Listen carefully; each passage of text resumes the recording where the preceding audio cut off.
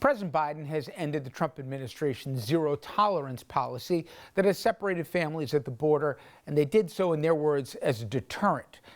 But so far, according to the Homeland Security Department, the Biden folks still have not been able to reunite any of those families. And a new court filing shows that more than 400 parents still have not even been located.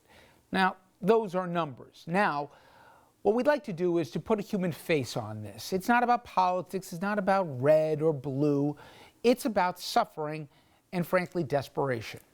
You can see both of those things from this 10-year-old boy from Nicaragua who was found wandering alone near the border. ¿Ah? ¿Me puede ayudar? ¿Qué pasó? Es que pues, claro, me dejaron botado. ¿Te dejaron solo botado?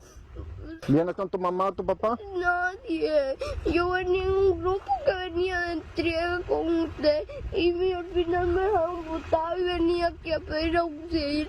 Y tal vez me pueden robar, secuestrar o algo. ¿Te pueden robar? Yes.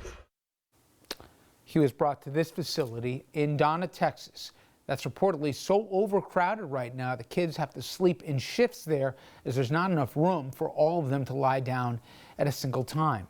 Cecilia Vega from ABC News, she visited the border and she spoke with young children who have just crossed into the U.S. alone, looking for family members there in the States. On patrol with deputies from Hidalgo County, Texas, we spot a group of families who just crossed the Rio Grande. ¿Sabes quiénes? Cuatro. ¿De dónde vienes? Honduras. Just up the road, an even bigger group. In it, 9-year-old Justin and 10-year-old Joseph, both traveling alone, walking for more than a month. The group has taken them in, strangers promising to keep them safe. The boys show me phone numbers of family members in the U.S. they soon hope to find.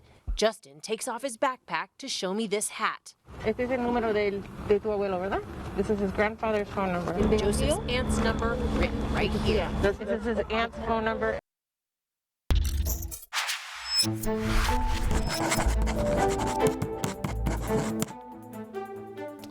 Immigration is complicated. No one in their right mind thinks that we can or should have open borders. It is an unsustainable and it's an unsafe policy for both national prosperity as well as national security. But when I hear the vitriol and the ugliness directed at young children for the crime of hope, I wonder what's happened to the soul of a country I love. Now, let's set aside the hypocrisy of those voices who act like their forefathers all came to the States on the Mayflower. And let's try, for 1 minute, just try to consider why they're coming. Why would a parent send their young child on a trek, often thousands of miles, without loved ones, surrounded by danger and dangerous people?